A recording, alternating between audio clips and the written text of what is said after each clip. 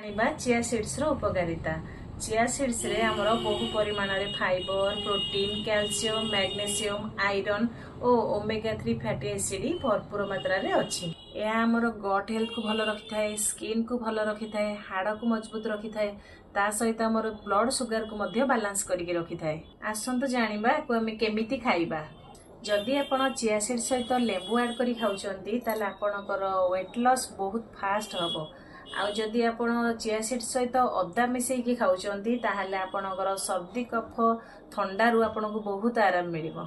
Chia seeds सहित जदि आपण दही ऐड करी खाउचंती ताहाले आपणकर गट हेल्थ बहुत इंप्रूव करिवो, ता सहित आपणकर डाइजेशन मध्ये बहुत भलो रहिबो।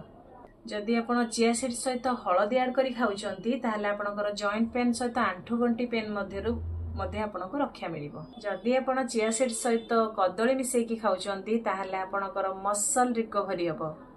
जदि वीडियोटी भल लागुची ताहाले आपण माने बहु मात्रा रे फॉलो करंतु, शेयर करंतु।